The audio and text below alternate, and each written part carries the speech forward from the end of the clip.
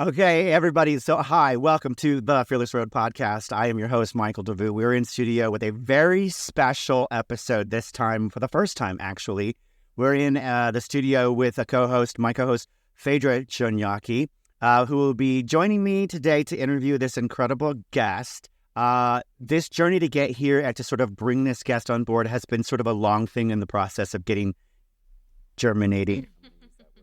To get us here. I'm very excited. I don't know if I've spoken about this before in our past episodes. I'm pretty sure I mentioned my mother and Phaedra's we share a mom, and our journey with plants and her love of them. And so for me, this is a very personal, joyful, and wonderful opportunity to sort of explore what I think is a bit of a geek and nerd part of my life about loving plants. And I will get into some of the weird things that I do with them a little bit later to share that with you. But let me jump into the introduction. So, okay, here we go. In today's episode, we dive into the leafy world of green gurus and botanical wizards. Maria is a plant killer turned plant lady. She's on a mission to help everyone successfully care for plants and make the world a kinder and greener place. After learning to care for plants successfully and experiencing the exponential joy caring for plants brought to her life, she founded the Growing Plants with Joy podcast to learn alongside her listeners as she interviews experts and all of the aspects of plant care. Growing Joy with Plants has grown into the top home and garden houseplant gardening podcast in the world. Hello. Closing in on 3 million downloads and was a 2020 Webby honoree. And in 2022, she authored Growing Joy, The Plant Lover's Guide to Cultivating Happiness and Plants. Awesome. Maria spent the last decade as a professional musical theater performer. Thank you very much.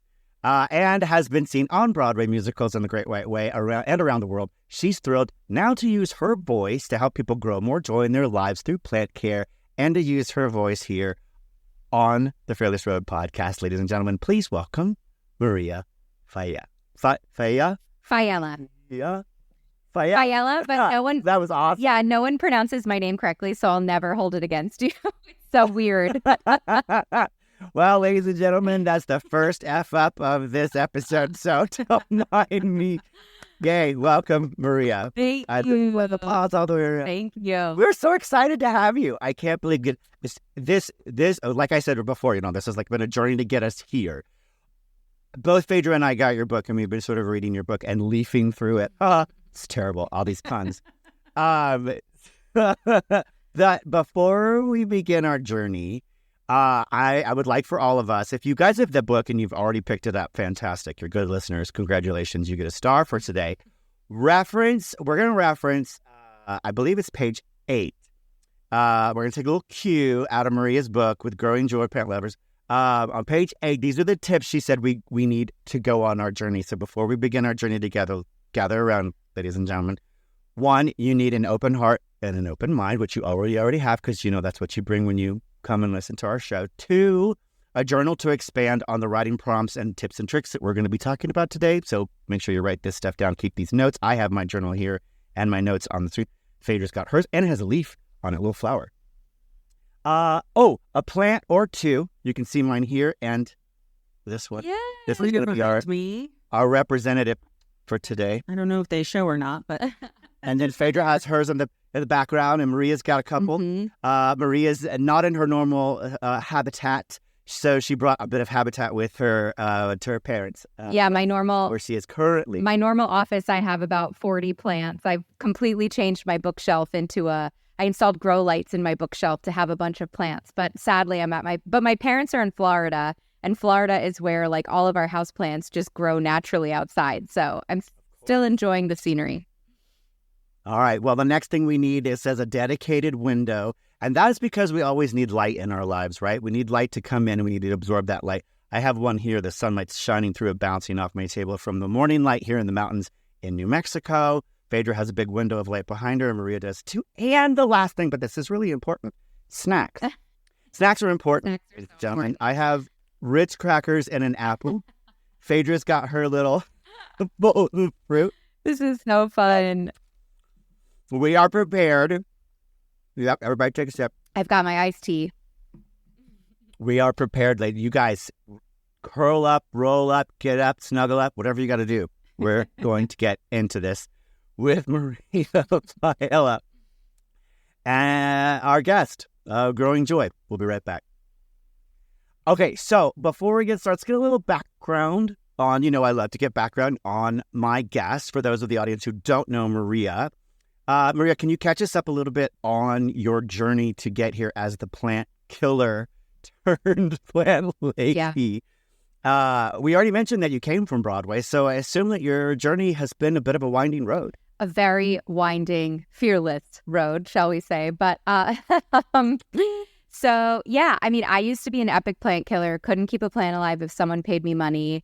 I really viewed plants as if I had $10 to spend on a bouquet of flowers or $10 to spend on like a, little snake plant or orchid at Trader Joe's, I would always buy the plant because it would die slower. Like I felt like I would get more out of my investment, but I never even thought that these plants could like thrive in my home.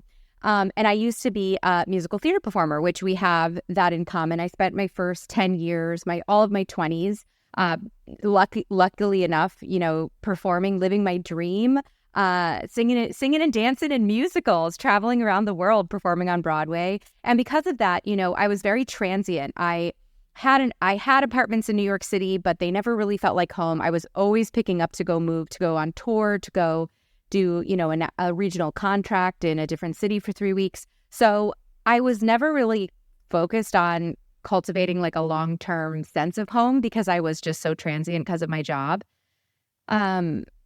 Things changed when I fulfilled my dream of being on Broadway. I was in Cats the musical on Broadway, and I moved in with a boy. Yeah, I moved. What? I moved in with a boy. He's my husband now. You were putting down roots. I was putting down roots. And we moved into this tiny 500 square foot apartment. I don't know what I was. Yeah, I don't know what I was thinking back then. Yeah. First time living with my boyfriend in such a tiny space. But it had beautiful southern exposure. Like there was so much natural light and a tiny little Juliet balcony garden. So it was 9 square feet. Like you couldn't sit, a Juliet balcony. You couldn't sit on it. You couldn't even really stand on it. It's like a teensy tiny balcony that had a door. And, I was in this like first time nesting experience. We were living in most of my boyfriend's, or my husband, I guess we'll call him now, his furniture. And so I thought, okay, how can I breathe some life into this place? How can I nest? I think plants would do the trick. Even though I have this like horrific, graveyard of dead plants from my past. Let's try plants one more time. The trail, yes, dead body. The graveyard, yes. But this time the difference was I actually tried to empower myself with education. So I knew that I couldn't do it on my own. I knew I didn't have the intuition to be able to care for them successfully. So Google was my best friend. And I Googled my way to kind of figuring out the basics of plant care. There were also some great plant shops in New York City. Sorry, I'm cutting an apple. Pardon me for the noise. Please continue. Yeah. I'm gonna have my snack. Have your snack while I tell the story. So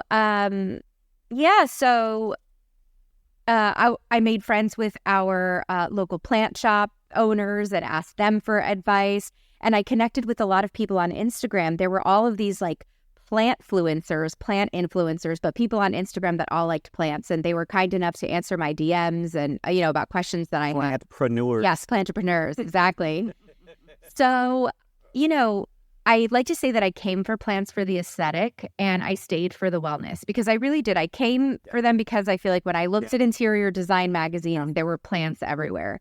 And what I didn't realize was plants, I'm a wellness junkie. I've read every self-help book. I've been in therapy my whole life. I go on the wellness retreats. I do the yoga. I do the juice cleanse. I do all that kind of stuff. And so at that point, I had spent thousands of dollars on wellness. And I was shocked that these affordable, tiny little pots of plants were one of the best wellness tools that I had ever encountered. Once I started caring for plants and seeing them grow, seeing life unfold before my eyes, this like dormant corner of my heart opened up and I started experiencing such joy and connection to something larger than me in a way that I had never experienced it before. And I wanted to talk to all my friends about it, and no one wanted to listen to me. Like none of my performer friends wanted to hear about my tomato plant. So I took to the internet and I found friends online. And at that point, there were no podcasts about houseplant care. I was an avid podcast listener and I was searching for episodes on houseplants and I couldn't find any. And my contract at Cats was ending. And I thought, you know what? I'm sure I'm going to book another Broadway show immediately. But until then, why don't I just figure out how to make a podcast? It'll be my love letter to plants. It'll be kind of an active service for other millennials like me living in urban environments, disconnected to nature. And I just YouTubed my way into launching a podcast. I used GarageBand. I borrowed a friend's microphone for my first 20 episodes. I launched the podcast and then kind of thought after 10 episodes, I'd be done. I'd book another show. I'd move on with my life. And I did not book another show soon after because, the theater industry has its ups and downs. And I ended up connecting with this incredible community of plant people, and the downloads kept doubling. And, the energy in my life was just naturally flowing towards plants and the podcast. And I feel like I had a lot of divine intervention of doors opening and doors closing, closing on my performing career and opening in this podcast career to kind of allow for this to unfold and bloom. And I haven't looked back. So like you said, I think we're 7 years in and I get to be a full-time planty podcaster. It's like, who thought? Right? Yeah. Who thought that's a real job? That'll be fun. Yeah. Your journey is one of many podcasters who discover that they just want to sort of video journal something that they're fascinated with. And the gift of the internet has afforded us the opportunity to find our people, and when you do that, to be supported and get that kind of spread that joy, spread that impact, spread that love. It's such a cool journey to see it happening. As I mentioned, I think before, Phaedra and I have a very unique experience and very unique background with. Yes, tell me more about this because you mentioned with your mom. I want to know more. Phaedra, will you please tell the story a little bit about our relationship both with our mom and plants, and let's get the audience a little bit. So, Michael's mother and my dad married, almost 25, 30 years ago. It's been 25 plus. It's been a long time. So we're technically stepbrother and stepsister, but we've been in each other's lives so long we don't see a difference. Mm-hmm. So he's my brother, I'm his sister. And then people see us together and they're like, what? That doesn't make sense. And so his mother was very much a second mother to me. I was truly blessed in the stepmother that I received in life. And she was a mother to me in all the ways that my mother couldn't be and wasn't equipped to be. And so I called her mom. And, mom was a prolific gardener. She was much more with outside gardening than she was with houseplants indoors. She had a couple, and she always had the best garden on the block. It was always a haven. There was always some sort of water feature. There was herbs, there was flowers, there was roses. And, she would spend a lot of time outside because for her, that was her prayer time. That was when she communicated with God, was when her hands were in the dirt. Mm-hmm. So it was very important for her. It was beyond a hobby, Yeah, it was spiritual. And so, it was very much a spiritual practice for her. And, Michael and I both spent time with her in the garden. And, we took a lot of inspiration from that. What do your plant collections look like individually now? Well, okay, so what's funny is when we had to move our parents up to I don't want to call it a retirement home. This is our family home that's been in our family for But they retired too. Okay. Yes. And so we were moving them from Texas up there, and I moved a 20-foot truck with about 100 plants. Amazing. Up there for her. And even though she passed away, we inherited a few of these plants. Our other sister, Michelle, inherited some of these plants. Daddy Leon got the bulk of what was left over. And I don't think very many of them are left because he didn't have the green thumb that she did. He's not a planty person. He's not a plant man. But one of the things that Phaedra and I have done and kept up to this date, which is both our love of the plants and our mothers, is taking their ashes and putting them in our plants. So like I put them in there so that when I talk to my plants, the irony of this was when I started talking to them because her ashes were there, it's like I'm talking to my mother. And one of the things that she said to both Phaedra and I right before she passed away, it had to have been that week that we had moved her up there, because she used to gather us together and always say, my babies. But she said, I am the gardener and you are my flowers. I will always be watching over you. So if I ever pass from this planet or this earth, know that I will always be in the sun and in the sky, shining down on my little garden and watching over my babies. And it makes me cry, but it's like we always knew she'd be there for us, taking care of us. And this is sort of our little journey, where we get to do this with our plants and they get to bring us joy. So this connection that I have with you over what the joy that plants and the caring of plants and even the loss of plants can teach you about life and self-care and self-love. It's super important. And it's really deep. It's really deep. I mean, your story is so beautiful. And I've heard so many different versions of it through interacting with so many different listeners and other plant people. Like, plants and your relationship with nature is so emotional. Many times because of this ancestry that you feel.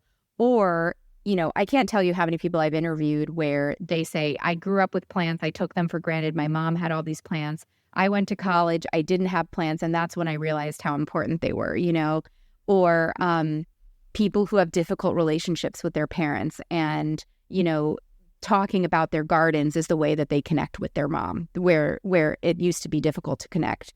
For me, I experienced this ancestral reclamation of this lineage of Italian gardeners and farmers in my family that I feel like as I come into my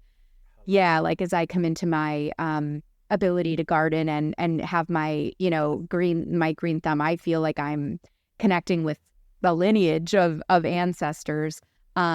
Or people feel very negatively, like there's either a very positive association or there's a very negative association, like, oh, I kill plants, I can't keep them alive, or, oh, my mom always used to make me cut the lawn and it used to make me so mad, So I do think it's very interesting. I don't, when you look at other hobbies, I don't feel like knitting is as emotional as plants can be. Like, the emotional, and, don't come at, the knitters don't come at me. But, I just think that it is a very special, deep hobby that requires commitment. And I think when you, especially as an adult now, and I'm sure you guys have experienced this to an extent, we're experiencing it with each other. Once you see another plant person, like once you meet another plant person, it really doesn't matter where they come from, who they are, what their job is, whatever. Like if you meet another plant person at a party,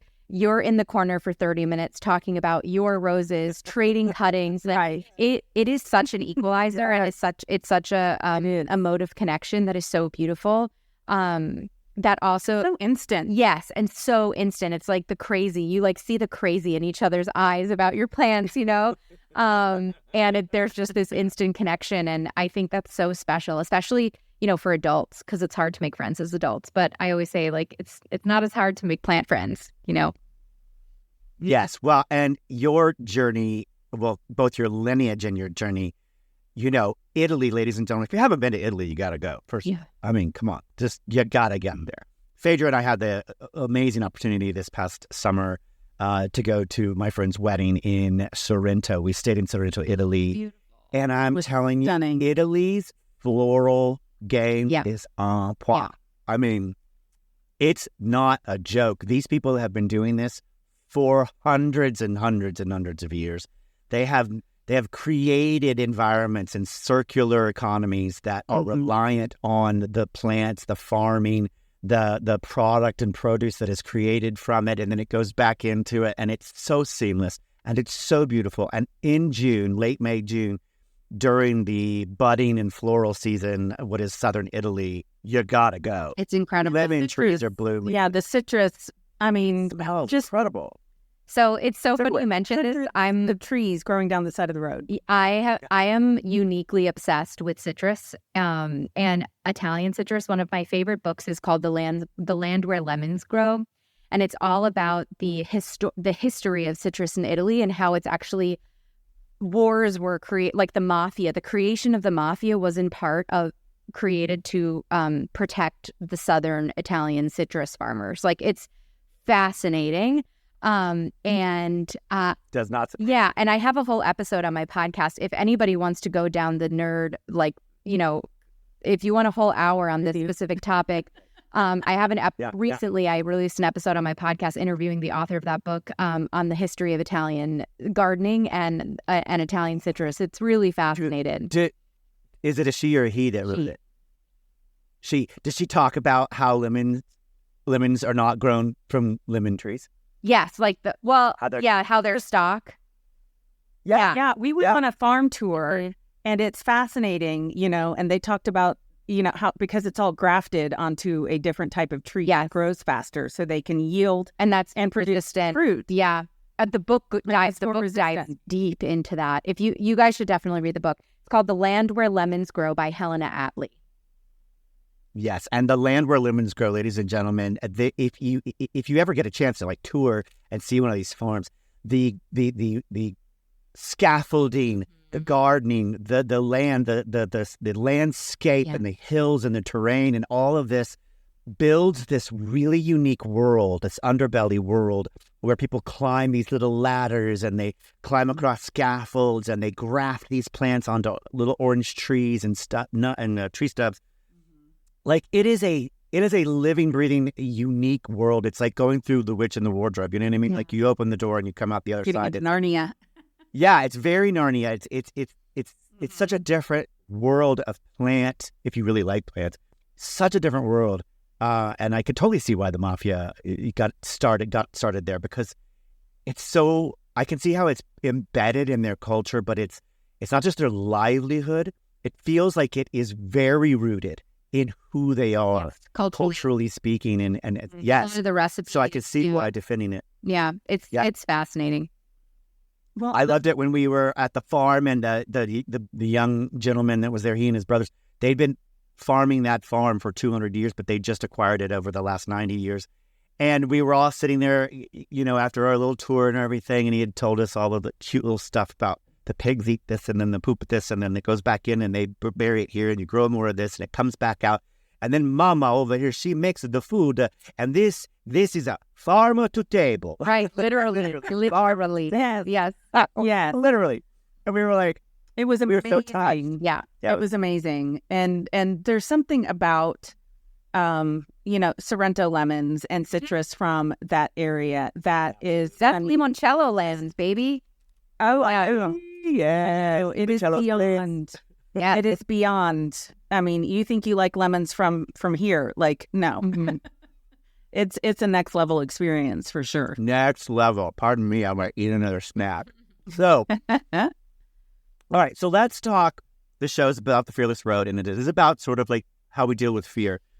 In your unique experience as a plantpreneur, podcaster, female entrepreneur, making that transition from your previous career, which, by the way, for those of us who are performers, the moment when you mentally have to decide you're moving away from what has consumed your life, your body, your nurturing, your naturing, your nutrition, your diets, your habits for years. Yeah. And it's time to move on, right? Talk to me a little bit about that fear in that moment and how that you addressed it, because you talk a little bit about this in the book, how you addressed this fear and how this the world of plants provided you with a sort of a different perspective and avenue to take this transition. And this concludes part 1 of the interview with Maria Faella. When we come back with part 2, we'll find out what it was like to leave Broadway and literally move into the woods.